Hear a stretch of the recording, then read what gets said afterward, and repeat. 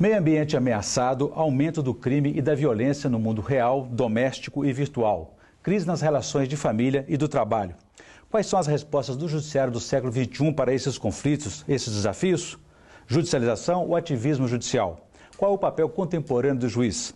Esses são os principais temas do Pensamento Jurídico de hoje, uma produção da Associação dos Magistrados Mineiros, a AMAGES. Para falar sobre o assunto, nós vamos conversar com o mais novo magistrado mineiro, o desembargador Luiz Carlos Gamboge, da 5ª Câmara Civil do Tribunal de Justiça de Minas Gerais, cargo que assumiu em março passado.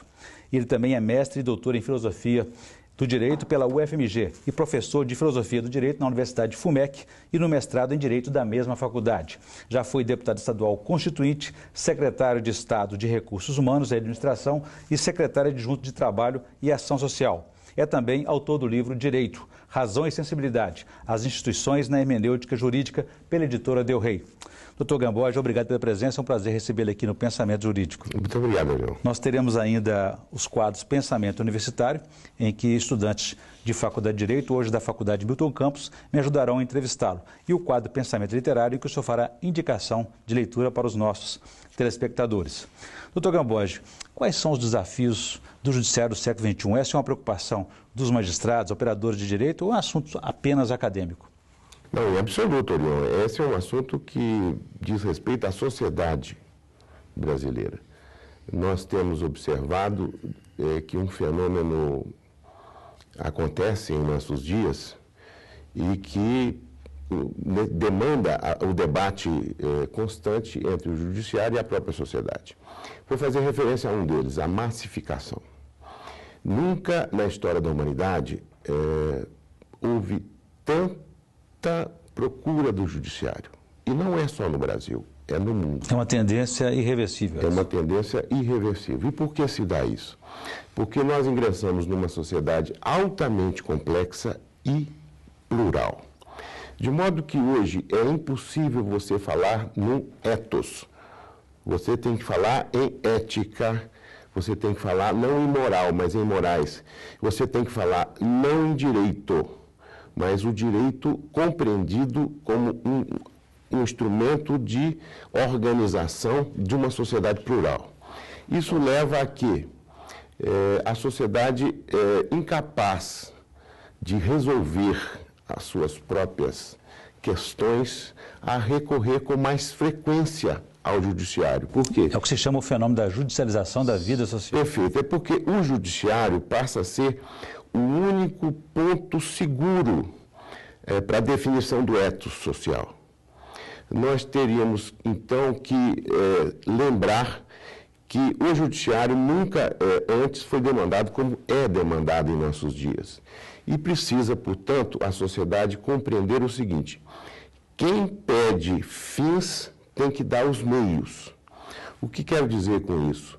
Se a sociedade precisa tanto do Poder Judiciário na fase em que nos encontramos, ela tem que discutir com o Poder Judiciário de modo a que também prestigie o Poder Judiciário naquilo que são as suas necessidades para atender às demandas da sociedade. Porque é um paradoxo, ao mesmo tempo em que o Judiciário influencia tanto com as suas decisões judiciais o cotidiano das pessoas, ao mesmo tempo há uma reclamação da morosidade desse Judiciário. Não é um paradoxo? Sem dúvida nenhuma, mas a razão da morosidade está sobretudo onde?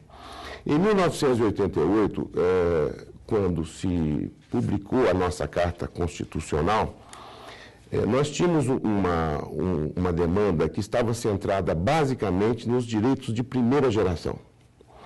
Portanto, os direitos da propriedade, direitos ali elencados como sendo os direitos de primeira geração. De lá para cá, o debate democrático foi produzindo o quê? Uma demanda sempre maior em relação à efetivação de direitos fundamentais e direitos sociais de segunda geração. Não parando por aí, ingressa na pauta os direitos ambientais, os direitos culturais, os direitos econômicos. O mundo virtual, a cibernética. O mundo virtual, a cibernética. Portanto, nós temos, apenas de 88 para cá, um universo de direitos que passam a ser conhecidos pela sociedade, reivindicados pela sociedade na sua efetivação, que aumenta enormemente o número de questões postas à apreciação do judiciário. Aí tem outro desafio, se me permite, que é como combinar esse atendimento, essa quantidade enorme de processos, esse volume de processos e, ao mesmo tempo, garantir qualidade nessas decisões. Bom, esse é o grande problema, a meu juízo, hoje, que precisa ser efetivamente discutido, quer por nós, magistrados, quer pela sociedade. O fato de termos uma grande massificação e de trabalharmos praticamente com a mesma estrutura, tem nos levado a quê? A criar teses jurídicas e, a partir de teses, decidir questões. Quando o ideal seria que cada processo fosse trabalhado pelo magistrado, individualizado, na sua singularidade, né? À luz dos aspectos que são ali intrínsecos a cada um deles. Mas isso se tornou impossível. A ministra Carmen Lúcia, do Supremo Tribunal Federal, que é mineira, disse numa frase muito simples, traduzindo isso que eu quero dizer.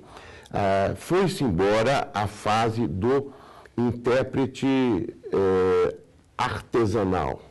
Nós estamos agora numa fase da industrialização de sentenças, o que significa que já não estamos mais em condições de fazer aquelas decisões em que, para usar uma metáfora, Orion, em que o intérprete e o juiz trabalhavam como se estivesse trabalhando com alta costura, ou seja, tomavam as medidas do caso, tinham ali a norma como sendo tecido e ali mediam, investiam, fazendo um resultado de alta costura. Individualizando aquele conflito, né? Hoje o que vemos é, digamos assim, um prêt-à-porter, ou seja, decisões que são tomadas em série, né? numa linha de fabricação em série. Muito bem. Desembargador, eu vou fazer um intervalo. Eu gostaria que no próximo bloco o senhor contasse para a gente como que resposta o judiciário tem para esses conflitos e essas mudanças na sociedade. Uma questão do meio ambiente que o senhor já citou, a questão do mundo da internet também e a crise nas relações de família e do mundo do trabalho. A gente volta em instantes.